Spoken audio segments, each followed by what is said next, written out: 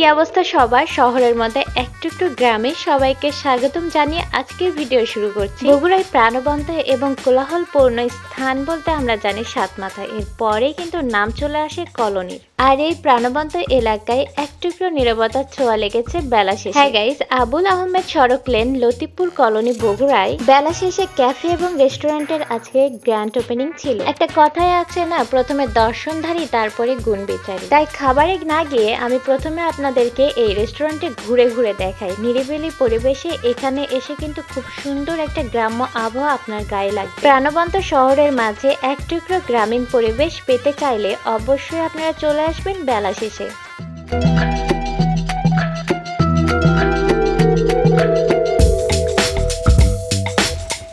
নাও চলে আসি খাবারের বিষয়ে। আমি কিন্তু এখানে এসে ট্রাই করেছিলাম ফুচকা এবং চটপটি। বেলা শেষে ক্যাফেতে ফুচকা এবং চটপটির প্রাইস ছিল মাত্র 60 টাকা পার প্লেট।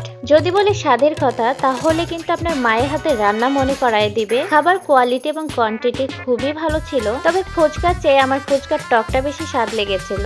ফুচকা এবং চটপটির পাশাপাশি আপনারা বেলা শেষে ক্যাফেতে পেয়ে যাচ্ছেন হাঁসের মাংস এবং নরম চালের রুটি। এই শিশির ভেজা শীতেতে সন্ধ্যার পরে যদি বন্ধুদের সাথে খুবই সুন্দর একটা কোয়ালিটি টাইম স্পেন্ড করার ইচ্ছা থাকে, তাহলে চলে আসবেন এই গ্রামীণ পরিবেশে। তো গাইজ, আর বকবক না করে আপনারা চলে আসবেন বেলা শেষে ক্যাফে এবং রেস্টুরেন্ট। এসে ঘুরে খেয়ে দিয়ে অবশ্যই কমেন্ট করে জানাবেন আপনাদের কেমন লেগেছিল।